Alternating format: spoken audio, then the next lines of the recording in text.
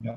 Well, welcome and thank you very much for coming. And you are our second speaker, and I want to welcome everyone to the second talk in our session on coronavirus. And last week it was on a current overview, and today Dr. Schiff's going to talk to us about the future and a little bit about the physics. And he started studying physics at Caltech and then came to Cornell for his PhD and has been at Syracuse University for almost 4 decades. So congratulations.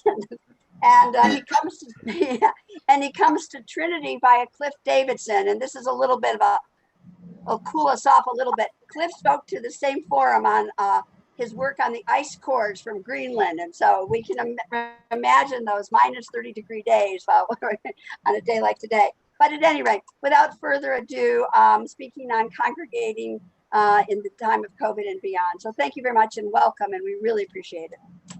And oh, by the way, I'll if you want to have questions, I'll be we'll work on the questions when you're done. Okay. Yep. There you go. Thank you, Susan, for your introduction. I thought I would do something a little unusual for academic talks and tell you a little bit about my journey, about how I started out in fairly fundamental physics and ended up talking to you about COVID-19 in churches, restaurants, and other such facilities. You know, my career has pretty much been in traditional applied physics, at least for the first half of it. Indeed, my most cited paper is in cosmology. It's also my only paper in cosmology, which I wrote with some very distinguished co-authors. I was the only experimenter on an experimental paper. So if you ask, I'll try to answer how we did experimental cosmology. But my own career has mainly been in semiconductors and solar cells. But back as a student and before, really, I had these strong sort of avocational interests in architecture and humanities, which made me susceptible to a pivot. And that occurred to some degree about 20 years ago when I became rather concerned about climate change. And in particular, I think the first time I ever wrote the local Syracuse newspaper was when the United States withdrew from the Kyoto Accords shortly after, about 20 years ago now.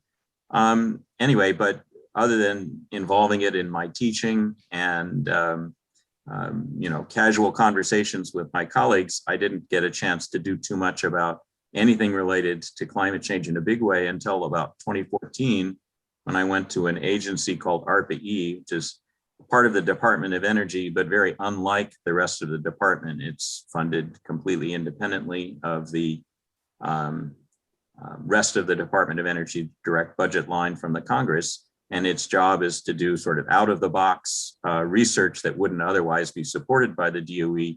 And one of its written-in statutory obligations is to address climate change and energy efficiency. So I had the chance to run 2 rather large programs. They're $30+ million each.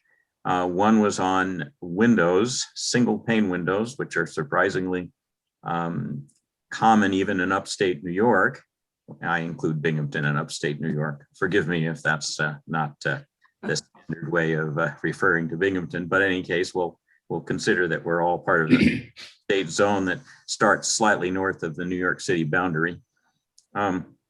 Anyway, so for 3.5 years, I was able to work on these 2 things. One was windows and the other was solar energy. And my motivation in moving to Washington for a while and continuing even after I returned to Syracuse for another couple of years was to try to do something about this. So I'll call that a technology solution.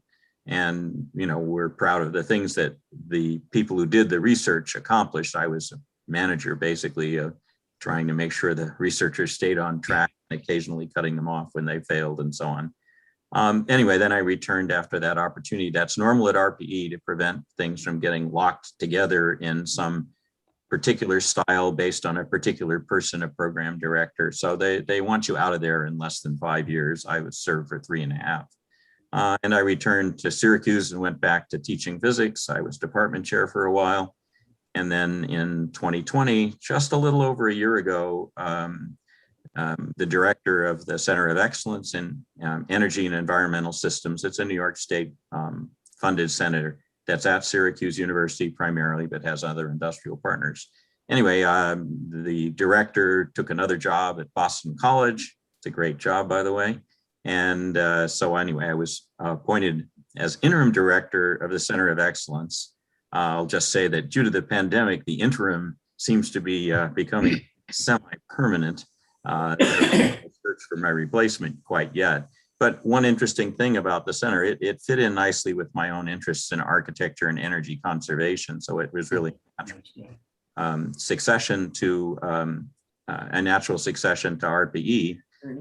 One of its focuses is indoor environmental quality, indoor air quality, and that's a good match to COVID. Because of the last year, I've been working on COVID-related things. So that's what I want to talk to you about today. But one of the themes that I've gradually learned in the last decade, worrying about things like climate change, is that technological solutions, as we're finding out with vaccination for COVID, are just not the whole story. That community engagement is probably at least as important anyway. So perhaps we can return to that in the conversations at the end.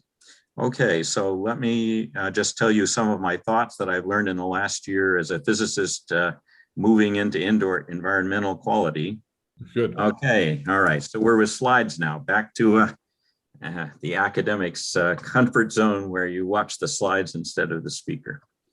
Okay, so I've already pretty much explained my history at the Center of Excellence and as a physics professor, so let's move on. I picked the title Congregating in COVID Times, of course, because I think you were meeting at least as a virtual congregation today. And I did my share of that as a child. So let's just start with the big picture. After an enormous spike of COVID-related cases, undoubtedly just due to the socializing that occurs over the holiday seasons, COVID calmed down in March, and we were in this sort of flat tail, meaning not much was changing. And I'm going to use my mouse. I don't know if you can see it. I trust you can. So in any case, I'm sketching out, if you look at the diagram out in March, when the huge spike that was due to a combination of Halloween, Thanksgiving, Christmas, and New Year's, this huge spike finally tailed down in March and things got flat. And then the good news is that starting about now, nationally, the COVID cases are declining, which I would guess is due to vaccination. It's hard to know these things. So that all sounds good. So at least we, certainly not overseas, but at least we do seem to be on the mend finally after a year of this experience with COVID. That's not true worldwide. But unfortunately, that's probably, even in the United States, not the end of the story when vaccination sets in enough. And generally speaking, I'm showing you a slide now of taken from Nature magazine on the opinion of scientists about whether we'll be done with COVID-19 shortly. And the short answer is not likely. Somewhat like measles, it will continue to pop up in the unvaccinated population. Even if you're vaccinated, there's about a 10%, you're about 10 times less likely to catch the disease. The good news for those of us who are over 50, let's say, being generous to myself, but in any case, for those of us over 50 is you're much less likely to end up in the hospital or with worse outcomes. So that's great, but it's going to keep popping up. And it's a reminder that we were very ill prepared for COVID-19 and we need to do something about it. So looking ahead, how can we better manage the endemic, which is what it's called when you go from pandemic into something that's going on all the time?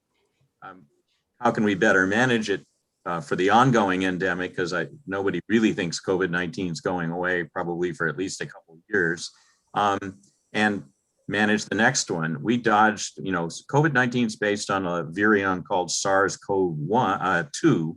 There was a SARS-CoV-1, was more fatal, if anything, than the current COVID-19 virus, but it was less transmissible, so it didn't turn into a pandemic, thanks heavens. But that's not the first time we've been confronted with something, a new disease that didn't exist before. We don't understand it. We don't know what to do about it. Anyway, we were ill prepared and we did not use our last opportunities, because there have been more than one threats of a pandemic, to really manage it so as to prevent the multi-trillion dollars and multi-million deaths that have occurred in COVID-19 around the world. So I'm just going to briefly walk you through this, and I'd be happy to answer questions, but I break forward-looking progress down into basically 4 pieces, and I'll walk through each of them, in a fairly leisurely way today. The first, of course, is to just understand what I'll call the importance of airborne transmission of disease indoors in buildings. I think most people who've reflected on this scientifically would agree that there's probably 90% plus of all COVID cases are caught indoors in buildings by the airborne route, not by what you touch or the handles on the, the stairwells or anything like that. Outdoors, good numbers suggest that less than 1% of all the cases were transmitted outdoors, at least in the US. So it's important to understand that method of transmission of disease, and that's the one that we can control but did not control, and that largely explains the difficulties we've had. So there are 3 possible steps that we can take. One is to mitigate the risks in existing buildings. I understand that your congregation is working on exactly that for your building in Binghamton. I haven't seen it, so I don't have any direct opinion about that. But anyway, especially in crowds, restaurants and bars I'm going to tell you more about that because they sort of are the, if you like, tip of the iceberg, but they are really a concern. And then I feel that one of the things we did not do well in this was to both publish and revise public health action plans in advance. New York State's been okay about that, I would say. Governor Cuomo did I would rate it a fair to good job. But I think we could have done much better by exposing what the plan was, the logic behind it. So I'll show you one proposal that I actually posted last week in Syracuse, and we're beginning to promote that. And then if you love architecture, it is interesting and important to reconsider how we build new buildings to make sure that they are resilient against this problem. So back to understanding it, this episode in Guangzhou in China that occurred about 14 or 15 months ago now, to me was the slam dunk evidence that airborne transmission was a nightmare. There are other cases. The one that might interest some of you more is the choir practice in Skagit, Washington, which led to dozens of new cases and 2 deaths. But this one was particularly interesting to me, and it's the one I've based some calculations on. I'm not going to drag you through the calculations too much, but I've used this pretty seriously. So this is the one I favor for explaining it. So this is an open, it's a big old restaurant. There was one super spreader. I think he's in the top left here somewhere. One super spreader, and he dined there for a little over an hour. And in this oddity, just in the blue section where you see the fuzzy clouds here, just in the blue section, people became sick. In fact, about half of everybody, including tables far, far away, right? 2 tables over. Oddly, people at these tables didn't get sick. And this is because of the peculiarity of the air transmission. They had a little cooler here, but it didn't bring in any outdoor air. It just cooled the air and recircled it. And you have this sort of stable circle of air transmission. These were serious calculations done by engineers to figure out how it was possible that these people got sick and these people didn't. In any case, and they satisfied themselves that you just sort of had this stable, effectively it was a room without walls because of the way the air was transmitted. And those of us who used to go to grocery stores and walk through what amounts to air walls as you entered that magically prevented the Syracuse cold weather from entering Wegmans or whatever store you shop at, are experienced with this fact that you can move air in such a way that it becomes a kind of wall, even though you don't see it. Anyway, so in 1 hour, a super spreader made 10 new COVID cases, and there's no reason to think he was particularly exceptional. He's probably maybe only 5 or 10% of all people who get COVID are capable of spreading it that well. That has been studied. I can give you references if it interests you.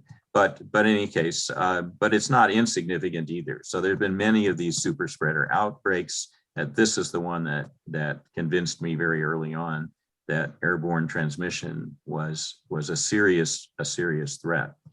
So this is all part of trying to understand all of this and can discuss it if there are holes in the argument.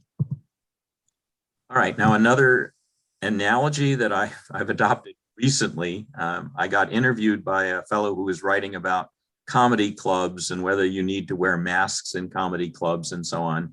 And I realized that those of us who are familiar with the days when bars allowed smoking in New York State, you'll remember, or you can see in this photograph, that the whole room would fill with smoke, and it wasn't in plumes or anything like that. It was everywhere.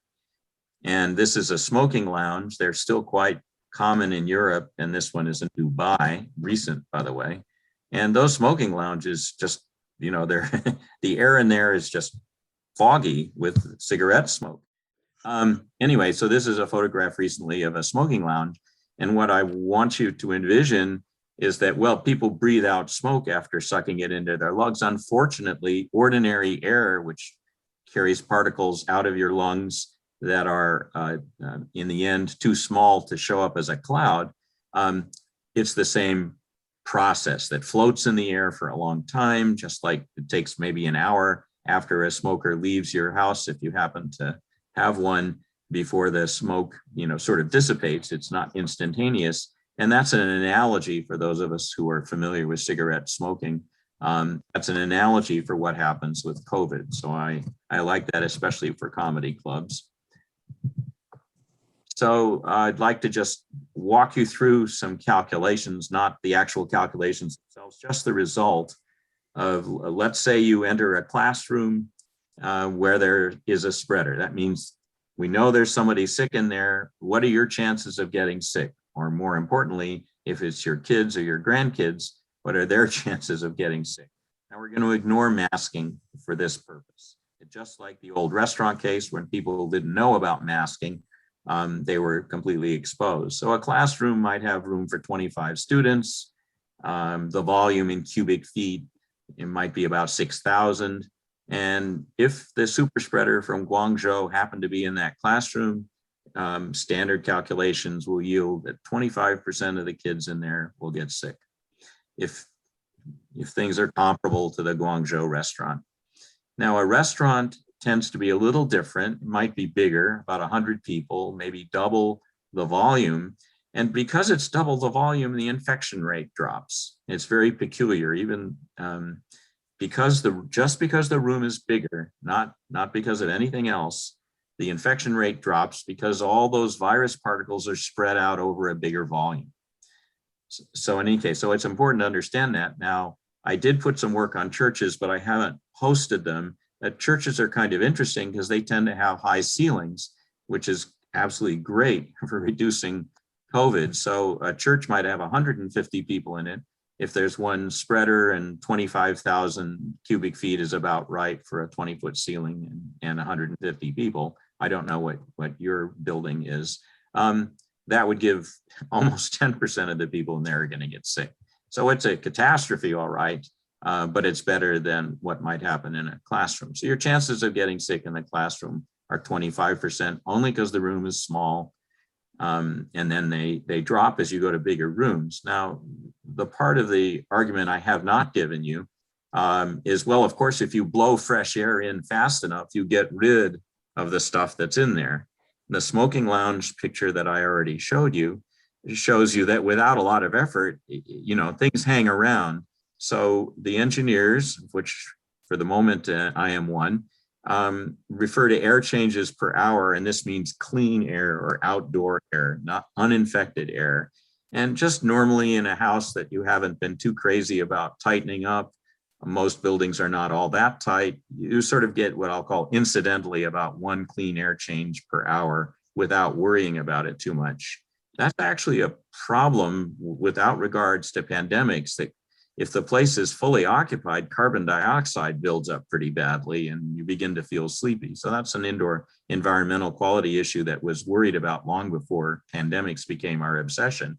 But people were kind of relaxed about it because it's only when the building is full and so on. So in any case, restaurants, for example, only have typically half the air changes recommended by engineers. Anyway, so 1 is, if you don't do anything special, 1 is a good number.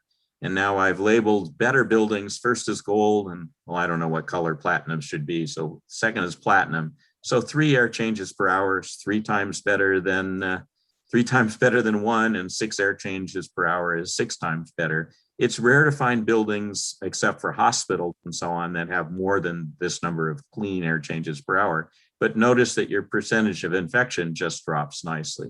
So it's 2 things: a big room dilutes the virus, and then getting the air out quickly and replacing it with uninfected, sometimes outdoor air, but it could also be filtered air or ultraviolet disinfected air. That helps a lot. So those are the 2 basic pieces of engineering, that everybody talks about when they worry about this airborne transmission route, which and now I believe the CDC finally consider the primary way you catch the disease.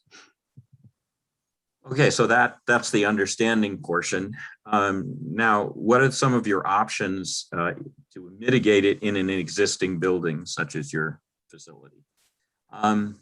So there's lots of them. It all gets complicated enough that there exists something called retro commissioning. I don't know if you're involved with it or not at Trinity Episcopal, but the architects and engineers I've talked to refer to retro commissioning, where somebody comes in and checks out what you've got, make sure it's all tuned up properly. And now in the presence of COVID, they can make suggestions for how to upgrade the system to make it less likely to spread the disease. So the first thing you can do, and I do this already in my house sometimes, is instead of letting the air ventilation turn on only when you're heating the air, which is how at least my thermostat at home is organized, you run it all the time so that the air is constantly being filtered, and that could quadruple the effectiveness of whatever else is going on. Now, once you've got ventilation going on, or if you just open windows, which in good weather is a perfectly fine alternative, is to bring in more outside air. Outside air doesn't tend to have any significant amount of COVID floating in it. That's just because there's an awful lot more outside air in the atmosphere than there is indoor air in your room. So outside air is a great way, but of course, as you know, in our climate, it's either cold or too humid. So the amount of outside air people are willing to introduce just because of the expense of treating it isn't very high, and for energy efficiency reasons, that's not too popular. It is required in commercial buildings because of that carbon dioxide problem I mentioned previously. Now, most of you probably know that the engineers who thought about this think the right compromise with filtration is to use something called a MERV 13 filter. I did, in fact, upgrade my filters at home. Oh, nobody's been sick, but anyway, as a matter of principle, to this better filter. It costs a bit more for the filter. It doesn't really harm your air conditioning system much, or your ventilation system. So that's kind of the new standard if you're worried about it. In older buildings before the pandemic, basically the filter was just a dust catcher. But for people with allergies and so on, that includes my family, by the way. So with people with allergies, they often bought better filters, but it was to control allergens. But now we have to worry about virions in commercial buildings. At home, of course, this is probably not relevant. If somebody's sick, you're likely to get it anyway, unless you're really careful. And if nobody's sick, none of these things matter.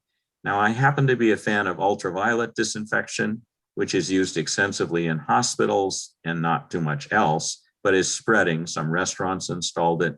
Ultraviolet disinfection just treats the air fairly energy efficiently and kills the virus directly so that it isn't capable of spreading disease. And the concept that I personally favor is multi-use fixtures. So an ultraviolet disinfector could also be your main room light, for example, something I've worked on and even made designs and consulted a little bit on it. So in any case, but ultraviolet, offering that option in the future is something that could be done to retrofit. And then this one is iffy, but If you have a good engineer looking into the airflows in your building, where the ducts come out, where the ducts suck air in, partitions can be used to basically make sure that the airflow is always up and out and not from person to person. Susan shared with me a nice YouTube video from a young guy who apparently got a patent at the age of 17 or 16 for controlling airflows in planes, and his calculations show he could greatly reduce spread of disease. In his case, it was pre-COVID, just by controlling airflows. And the Center of Excellence, where I'm now the interim director, we posted a paper on that again predated COVID-19. The research wasn't inspired by COVID-19. It was just part of a student's PhD thesis. So that definitely works, but if you do it wrong, it can make things worse. So it's, you need to get a qualified person in to advise it. That one's iffy because you can't just put partitions anywhere. It isn't going to help. Anyway, so mitigation is one thing. Now, the thing that is harder for those of us to do anything about, but is at least as important as fixing your building or any individual building, is to deal with how we should be managing the levers that the government and the public health officials have. They have directed us to shut down. They have directed us not to go to restaurants, or directed the restaurants to go to 25 and 50% capacity. So finally, after quite a while, these things are getting standardized. So what I'm showing you is a New York Times snapshot from yesterday for, I believe, your county. Forgive me if you're coming down from Tompkins or something, but in any case, for your county, and what the New York Times did with some investigators at the Johns Hopkins Bloomberg School of Health, obviously reputable professionals, and also a private organization I don't know much about, but is keen on it, called Resolve to Save Lives. Anyway, they have posted 5 sensible categories for your risk level. So back in March was the last time Broome County was at the that's the worst risk level, extremely high risk level. But you, and also Onondaga County, where I'm speaking to you from today, we're in the very high risk level. This is not good. New York City is actually in the high risk level.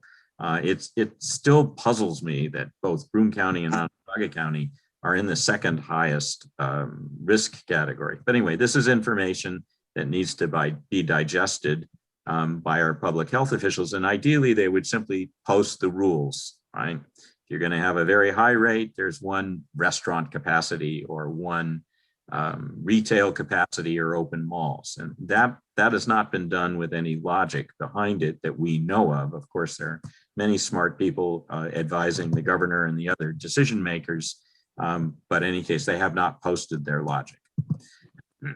So I'll just mention basically an article that was posted last week that I wrote, just dealing with the capacity limits for bars and restaurants. For a variety of reasons, I think they're exceptionally important. First of all, a lot of COVID is caught there. When counties reopened last summer, depending on what they did, they saw an immediate rise in the number of cases from just bars and restaurants. Anyway, so that was a noticeable rise in the number of cases that were apparently transmitted there. So people understood that at the beginning. So the measure that the government has taken, the public health officials have taken, is to say, okay, let's reduce the capacity in there. That does 2 things. It reduces the chance of catching the disease from somebody because there are fewer people to catch it from, and it reduces the number of people who are available to catch the disease. So it's actually surprisingly fast. So you can knock down the rate of transmission very rapidly. So this is one scenario. It works pretty simply. You can just post these rules and then no one has to argue about them. They know what they are. So if a county, let's assume, is at the medium risk level, we're nowhere near that in Onondaga or Broome, that would be a lot less COVID going around than we have today. So you might say, let it go. It's up to individuals not to catch the disease, and the county health officials won't be dealing with it. So let's assume that that's an acceptable risk that, the health officials have decided, we just have to live with just as they didn't close restaurants during influenza outbreaks. All right, it's not killing that many people, only 50,000 a year, so we'll let it go. But when the risk level rises to high is about 4 times more cases than medium, then in order to keep the actual number of cases transmitted down, you've just shut the capacity down to 50%, and that actually matches it. You now have about the same number of COVID cases you had at the medium level. Just by reducing capacity, we keep it at, I call it levelized. And then very high, which unfortunately both Broome County and Onondaga County still are at. We're both very close to dropping to high, by the way. At the very high level, you have to cut it again a factor of 2, and that again drops the number of cases a factor of 4. And then an extremely high, basically things are going nuts. The hospitals are full. You really shouldn't be opening places like that, restaurants and bars. But this is not what the government has done. They've done it implicitly without really explaining it. So this is an example of something that we should have had in our quiver of responses, our quiver of arrows to fight COVID-19 or other pandemics. So anyway, we posted this. And there's one other piece that's added to it, which probably can't be implemented anytime soon, but let me show it to you anyway. And that is, it's not just how many people in there, it's also how rapidly you're changing the air. I already mentioned, that if we go to if your church has got a better air conditioning and ventilation system, call that the gold level, 3 air changes per hour, that will reduce your risk substantially. So you can increase the capacity percentage, and that it is important to know that number for congregations, but it's also important in restaurants and bars. A lot of people depend on them for their livelihood. So if a simple alternative to reducing capacity is to improve your ventilation, many restaurateurs who have some money to invest would do that, and they would keep their businesses open. So this shows it how this works. The numbers on the left are the little table that I showed you a minute ago, where at the low risk level, things are open, medium risk level, things are still open, high risk level, 50%, just to keep the number of cases down and so on. But if you'll just improve your system, then all right, you can stay open past the high level. And if by any chance you're willing to spend the money for platinum, you can pretty much run wide open, and your risk level will be no higher than a medium level restaurant without good ventilation. And in the posting, the article that I posted, there's the data that shows, of all things, Minneapolis restaurants, but that was a pretty good analogy for Syracuse and Binghamton restaurants.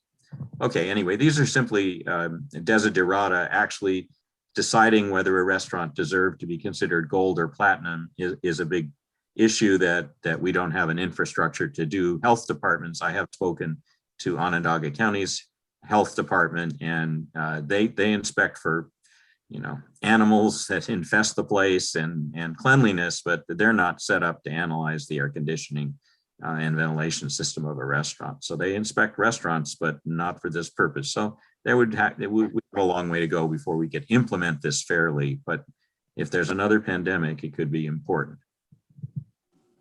All right, and then in some ways, the most exciting thing is, okay, there are many things we have not been doing right. We've been obsessed with energy efficiency in buildings. That includes me.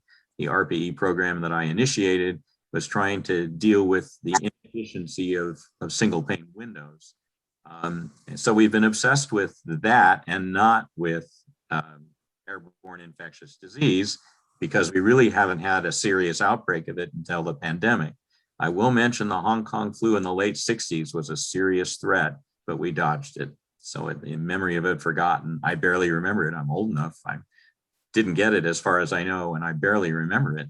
But anyway, so it was a serious threat, but it didn't actually break out.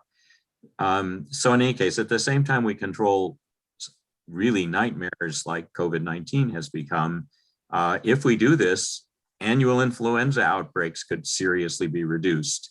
And that would be great. As I mentioned already, 50,000 people a year do die from influenza, mostly older than 50. So, that could be helpful. And you've probably noticed there's no influenza this year because everybody's wearing masks and staying out of restaurants. So as a side effect of all the shutdowns for coronavirus and COVID-19, basically nobody's getting the flu this year. You could have skipped your flu shot. Who knew? At least, I never skip it. I hate getting the flu. Anyway, but it goes far beyond that. That's just the motivation. There are many good reasons to do this. And there are quite a lot of people concerned about indoor environmental quality, right? It's not all just energy efficiency, though that's extremely important, but probably more important is keeping the occupants healthy. Anyway, and there are many elements to this that go beyond disease transmission, but that's a good one. So design principles always should be including for new buildings, indoor environmental quality, aesthetics, of course, should never be forgotten. And then energy usage, and probably more important is greenhouse gas emissions. So heat pumps are distressingly slow in their adoption, though they are much more forward looking than putting in another natural gas furnace like I have. But anyway, it's a small fortune today to put in a heat pump for your house if you didn't have it, a ground coupled heat pump for your house. Down in Virginia, everybody has air coupled heat pumps. I mentioned already just redesigning fixtures so that they could be switched to do something like ultraviolet disinfection when needed. Just keep it off. It's not expensive. A little air, let's see, I have a little humidifier in my bedroom. And it's got a tiny little ultraviolet bulb in there to keep bugs from growing in the water. So it's not expensive. I'm just going to tell you quickly about something that is exciting, but mostly for new buildings, which is called displacement ventilation. In case you're not a geek who's interested in the details of ventilation system, I'll just mention what it is. And the building I'm in at the Center of Excellence was a forward-looking building and has it.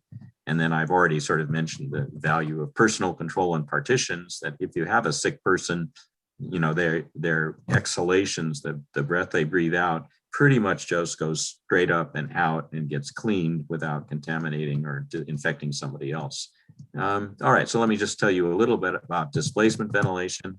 We also posted an article related to this based on real research done by other people. So we're sort of the journalists in some of the time. So most buildings, the huge majority of buildings that were built before maybe 10 years ago, use something called mixing ventilation. People just didn't worry about air comes out at the top on the top left of the 4 little charts. You'll see the little arrows coming out, and then the air mixes around and then goes back out at the top. This is how California houses are usually built for some, I think, reason of economy. Okay, and the problem is that when somebody's breathing, everything's getting mixed, and actually that went into the calculations I showed you, assuming everything's just mixed. The virus is spread out all over the place. We don't really worry about the details. That's an inaccurate and rough assumption, but it's roughly correct. Now, displacement ventilation seems so logical, but it is a bit more costly. Let's bring the air in at the bottom, okay, and take it out at the top, but you don't see that very often in most buildings. The Center of Excellence building where I work happens to have that. And so the air rises up and sort of gets into a stationary zone here and then gets sucked out. The zone's a little hotter because people are hot, and when they breathe out, the hot air rises. And now the picture is intended to illustrate that, okay, so when somebody's breathing out virus, that's what all these little red dots are, it tends to go up, and then it's confined at the top in sort of one of these zones I mentioned for Guangzhou, and then it gets out, and now you can filter it or put it outside or get rid of the virus one way or the other. And this I find out, I have not done these calculations myself. They use something called computational fluid dynamics, which isn't a big deal. The fellow in the YouTube, the 17-year-old was using it very well. But anyway, these are calculations done by other scientists and engineers at the university. But I managed to get them to say, yeah, if everything's done right, you could reduce your virus transmission 10 times just with this method. And of course, the problem is now I need ducts both in the ceiling and in the floor. And the Center of Excellence has that.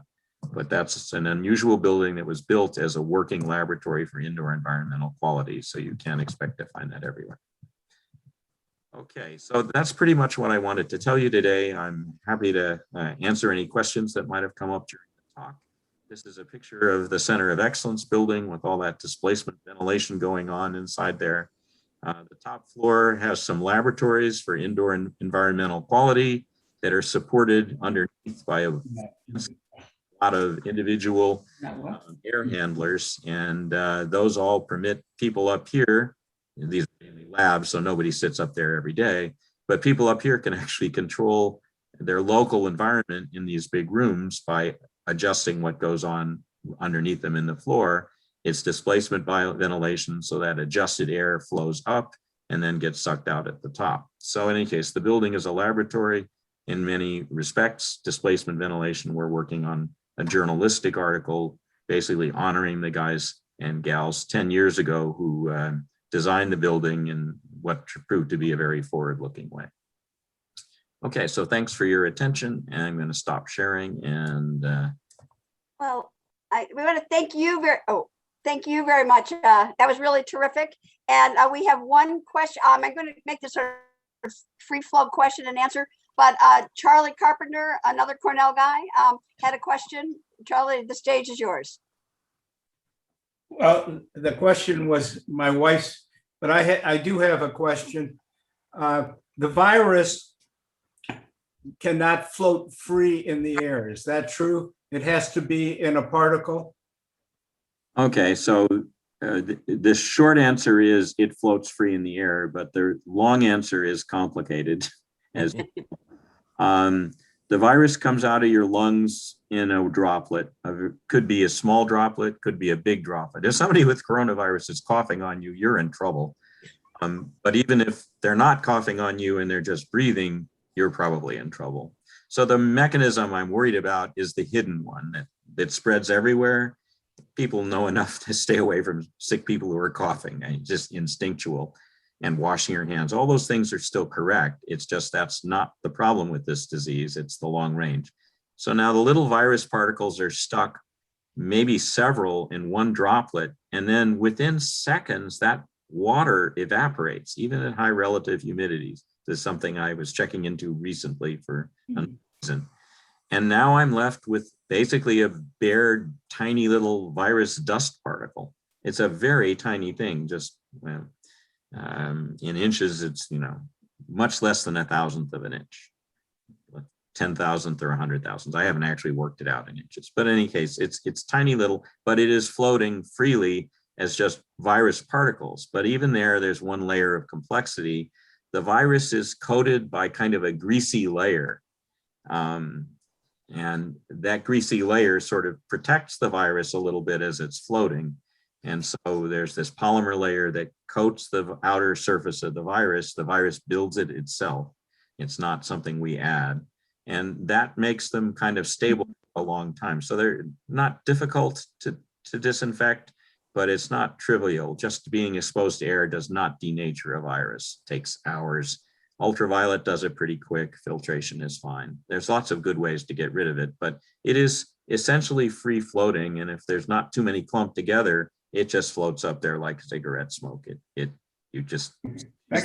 suck it out. Along with it, I've got a couple questions. One is ceiling fans. Now you mentioned in a church a good high ceiling, but if you've got a fan up there that is not sucking the air up, but instead cooling instead of sucking it down. So I would love to have you talk about that. Okay, so the actual calculations were called mixing calculations. So we're fine there because all you're doing when you run the ceiling fan is mixing, right? Yes. That's good. I'm excited about mixing fans because imagine that I integrated ultraviolet with the mixing fan. So the air that it blew back down in the congregation to keep you cooler in the summer or something, that air had already been disinfected. So that's why I'm excited about dual use. There is somebody else already patented this idea, so I can't grab it. But in any case, yeah, so that, but I wouldn't worry about it too much, but it certainly isn't a good plan for coronavirus. It's already built into the calculations I showed you. This is very, these principles are very beautiful. And, but you know, for the majority of the population, we cannot live in places like these because our housing of the majority of the population is limited in the extent that you would want to have in the laboratory or in the church. How many of us live in houses that have these enormous room space and these enormous ceilings? I understand what you're telling us, but what is the practicality of it? You know, how many of us in Binghamton or Syracuse can say, well, I work in a place like Dr. Schiff is working in. How many of us can say we can go, we will return to our places of living the rest of the 24 hours? How many of us can do that? You know, it's wonderful. We must keep ahead with science, but practicality is another thing. Yes, so I didn't tune this talk in that direction, but I actually have given a talk in that direction before. So that is a huge problem in some communities, including parts of Binghamton and parts of Syracuse. So it's a problem that if anybody's sick in there, everybody gets sick. And that's really hard to control because the disease unfortunately goes through this symptomless phase, even if you ultimately do get noticeably ill, where you're spreading it and you don't even know it. So that's really difficult. I don't have a clean solution to that problem other than to try to prevent people from coming home sick. There is one scheme that I've worked on, or engineering, basically related to ceiling fans. Imagine that in your home you were able to afford, you know, what amounts to ceiling fans. If those were redesigned so as to not only serve the original function of a ceiling fan, but also to disinfect the air, that might help. But homes are so small, generally speaking, that it's a really tough fight. So I don't have good answers to how to prevent transmission in homes. You know, the community's point of view is to try and make it sure that you don't get it out. So let's say you're a worker in a restaurant, you know, and then you go home. If you've picked it up at work, you're going to spread it to the whole house. And you can see this. I have a map of Los Angeles County. You know, where the disease is the worst is exactly where you would have guessed, where the housing density is the highest. It's like 10 times worse than it is in the Beverly Hills or something like that. So yeah, just exactly as you say. So that's a really hard problem. And the lack of funding that's available in your house, and even if you had money, it's hard to control it. Because it's a small space and you don't know you're sick. So what are you going to do? Wear masks 24/7? It isn't going to happen. So yeah, that's a really good comment. And I think we do need to be thinking about what can be done there. But if we could just get it down in the community, that would help a lot, especially preventing people from picking it up outside the home and then bringing it home. So restaurants and bars, it turns out meat packing plants have proved to be a disaster. And, you know, a lot of people work in them in some communities. As you probably know, near Utica, there was a sort of indoor agricultural facility with about 100 workers. They all got sick. Thankfully, nobody died, but they all got sick. So, yeah. So if you pick it up at work, you're going to bring it home. So anyway, it's a really good question. I just don't have too many great ideas about how to solve that other than try and keep the community case level down. Dr. Schiff, the machines that we purchased to put in Trinity, they do the air exchange about 3 times per hour. They use ultraviolet light to sanitize the air, and they also ionize the air. And I noticed you didn't say anything about ionization. Have you got any comments on ionization? That's somewhat controversial. I haven't done a deep dive into it. Most people like me aren't interested in ionization as an alternative. It's not a proven one. Ultraviolet, long before the coronavirus, long before COVID-19 had been studied, and we know the dose required to kill a coronavirus of other types, but there's no reason to think these things are different. The chemistry is about the same. The ionization pathway, probably, well, saying it does no harm is an issue because ozone isn't good for you, but compared to catching COVID, it's probably a minor risk. So I'm not a fan personally, but I haven't dived deeply into it. If you've got ultraviolet, that's a more efficient way of knocking out the virus than filtration, and you don't have to handle contaminated filters. You know, I'm a pretty big fan of ultraviolet. Hospitals already did it. You know, it's just we need to get the price way down. He's going to put that stuff in their homes at the full hospital level price. Good example of, you know, when you're marketing to hospitals and they insist that everything be 99.99% excellent, that's one thing. But all we're trying to do is to get your chance of catching the disease down a factor of 3, but do it many times. So if you've got 3 good air changes per hour in your church, that's excellent compared to the 1 that's sort of normal, and that's on top of whatever the incidental is. So that's a heck of a lot better, and it's realistic. So that's good. 6 is even better. But if you just layer it, this has been emphasized by a number of speakers and other things I've attended. Yeah, don't try to depend on just one layer like a mask. Try to add up 3 or 4 layers. I'm trying to remember, I think it was schools. They discovered that in schools, if you have, I think, 6 layers going to try to keep the students safe, you get no transmission in schools. You can't measure it. But schools that manage to do 2 or 3 things, let's say masking and you know, a little bit better air exchange, and I don't know, whatever else they do, 2 or 3 things, you can still notice the kids are getting sick. But if you go to the mat for it, if you have the money and energy to do that, you can't tell that anybody caught it at school, which would be great, because that's on restaurants and bars, which are a livelihood for many people and important socially. Schools are still much more important, but it's a harder problem. So I haven't. Thank you.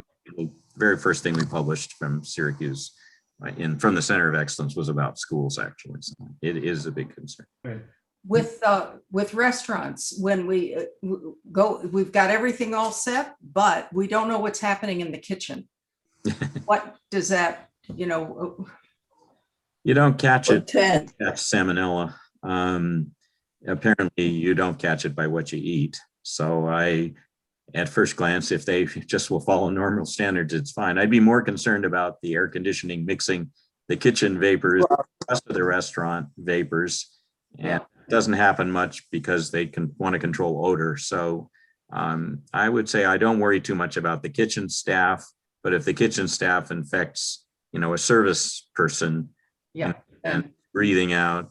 So I'm completely in favor, even despite the CDC's guidance, that restaurant workers should be wearing masks, even if the patrons aren't asked to. Mm-hmm. You know, one is a professional and the other is you're the patron, and all right, I guess you, as long as it isn't ridiculous, you should do what you want to do. But yeah, but both to protect the worker and to protect us, because they're exposed to hundreds of people a day, and few of us are exposed to more than a handful of people a day. So for workers, that's a big concern. Yeah. And in a kitchen, where there are fans, the recommendation is somehow incorporating ultraviolet.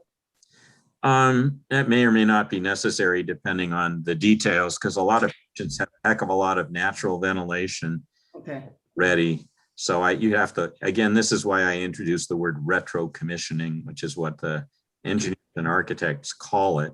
It was originally designed for energy. So you have to look at the actual functioning of a particular room in the building. It needs to be done by somebody, give them a gold or a platinum rating, somebody licensed. But in general, obviously there are many reputable, ethical people running around who do this stuff. But I think that's a little too tough for most of us, you know, to calculate ourselves. Mm-hmm. Thank you. Thank you very much. Are we all good? Are there any more questions? We have 3 more minutes, and all good things times 3. So anyone want to ask a quick question, or I've Charlie? got a quick comment.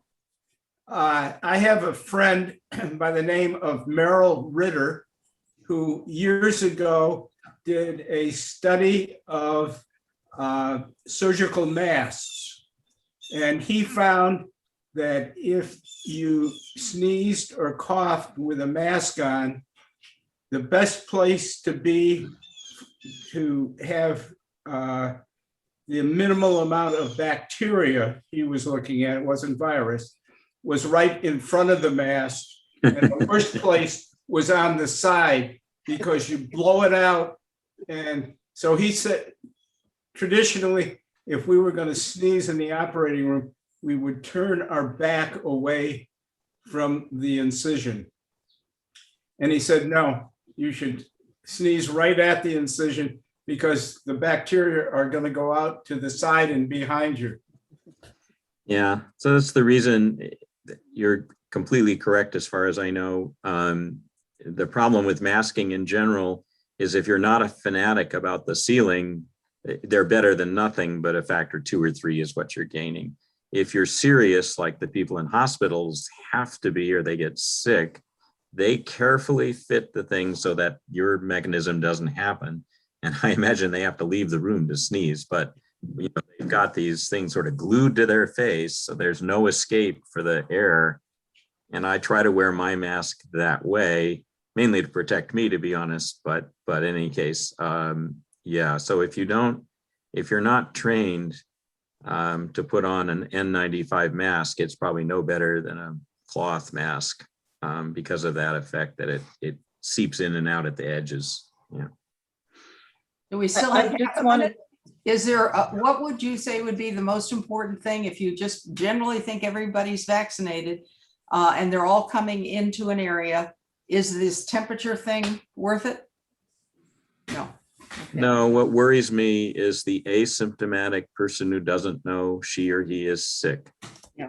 And that's the nightmare of this disease. So, I mean, even most of the people I know who take my temperature when I enter the room are kind of laughing, saying, we know it's no use, but we're told to do it. So we do it. Okay, thank you. I mean, airplanes measure your, as Susan knows, I thought I would be broadcasting to you from Los Angeles, where I would have gone to visit my grandchildren for the first time. Luckily, I got there and back a few weeks ago. So I took an airplane. They measure your temperature. There's no point to this. That's not how you're going to get it.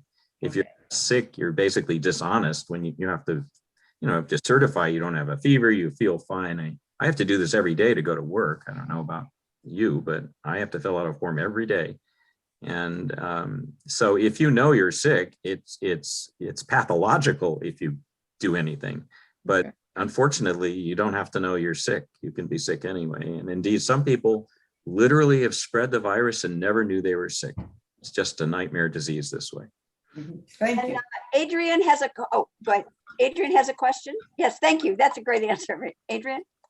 Yes. Hi. So Dr. Schiff, I teach in the New York City school system. I teach also for Baruch College. And both of these institutions are going to have in-class, in-person sessions in the fall. So I've been listening very carefully, and I'm going to request the classrooms with the highest ceilings and the most windows, because unfortunately, I learned from Bruce Agin's presentation last week that it's all about the airborne transmission. And you wouldn't believe what the New York City Department of Education engineers did. They just came into our classrooms with little sticks with pieces of toilet paper or tissues on the end of it and stood near the vents and told us, oh yeah, this is working. So, it's a disaster. And unless there's a lot of engineers working over the summer in both facilities, in Baruch College or in my New York City classroom, I can expect that that the airborne transmission rate will be pretty predictable. And children more so than college students can't really be trusted to, as you say, decide to stay home because they're not feeling well. Yeah. So Even thank worse you so than- much. yeah. Yeah, thank you. No, well, I'm also going back to in-class teaching in the fall, though it's university students, and we have Syracuse University is going to have a 100% vaccination policy. You're not welcome on campus if you're unvaccinated for the fall. So I should be okay. I'm vaccinated, of course. But yeah, the city schools, that's just tough because there's not a tremendous amount of money to spread around to improve things. What I advised people last fall when Syracuse University was running some classes is to put in basically inexpensive air filtration units, in-room air filtration units that you can buy at Home Depot or Lowe's, and try and get your air exchange rate up to 3 to 6 that way. It still requires some calculations to know how many you need. These devices were never sold exactly for that purpose. They'd be perfectly effective, and they don't have to be fancy ones with HEPA filters. You just need that number of air changes is really the key thing, not that each air change be 100% perfect. So we gotta look into those. Well, maybe I'll bring my own. I would. Catching COVID, is worth several $100s. I'd say in my case, several $1,000s, tens of. I mean, the outcomes are really grim if you happen to be my age. So, yeah, I don't recommend catching it. That's for sure. So anyway, it's the architecture school where the students need to be in the studio. And so I literally had dinner last night with my friend, an architecture professor, and we were grumbling at the university's too minimal, too expensive solution of buying really high powered units, not high powered, but expensive ultraviolet plus filtered fancy units, instead of having 5 or 10 times more units spreading a lot more clean air. But because they wanted perfection, like hospitals do, they're blasted expensive. I mean, the one I bought that I used for allergies, $200 at Lowe's, and it's quite good. It may even be HEPA, but that's not necessary. Dr. Schiff, this may not be in your area of expertise, but there's talk about being revaccinated in maybe 6 months or 8 months or whatever. Have you any comments to make about this idea? We'll find out. I don't know any more than you do, because I'm sure you read the same papers I do, or most of the same papers I do. So I'm perfectly willing to get vaccinated every year, or if necessary, every 6 months, to protect myself against new variants or just the natural decline in your antibodies, as time passes. Nothing's perfect. We don't yet know we're going to know very soon, by the way, with the hundreds of millions of people who've been vaccinated. The studies will start pouring out about the fall. But right now, if somebody told me to go get vaccinated again, I'd cheerfully go do it. And in the US, luckily, at this point, pretty much everybody who wants to be vaccinated, can get to it pretty quick. It's a shame it didn't happen a little faster, but as you can see in the rest of the world where they weren't as fortunate, it's just an outright catastrophe. In Brazil, where I happen to have relatives, in India, where I have friends, but it's really a catastrophe there. I don't know, just grim. It's heartrending. Yes, it is. Yes, it is. It just makes me sick, actually. So we can't do much about it from here, other than try and get them vaccine as fast as possible. Liquid oxygen, by the way, it's interesting because this is something I know about. Oxygen supplies, it's like even at the beginning of this thing, the only thing hospitals could really do for you is get you oxygen. They could put you in an intensive care unit and intubate you, but the outcomes were not very good at the beginning. Now they're better because they sort of know how to manage it. But the one thing that really did work for everybody was oxygen, just help you get through the disease. And that's what the poor folks in India can't even get that. And because they've exhausted the system and they don't have the infrastructure, it's just, as you said, heartrending. I can barely stand to talk about it. So. Great. Father Glenn, do you have this has been a really, well, first of all, Dr. Schiff, this has really been exciting and really very, very informative. And perhaps, Father Glenn, you have something, put a positive twist on things in your standard, in your No, well-known manner. we do the best we can. I don't know what else you could say. I do appreciate the work Dr. Schiff and others are putting into this. I mean, I think ultimately it's going to be better for the human race once we understand some of these dynamics better and can create healthier environments. I mean, that's a good Right. outlook. Right. Well, it seems to me that's the only fair response to the literally millions of deaths and or incapacity, is to make sure as best we can that this does not happen again. Correct. Or at least nothing on this scale. We tolerate flus. What's, only 100,000 deaths per year. We tolerate them, and that probably is unavoidable, but this is a catastrophe. We need to make sure this doesn't happen again.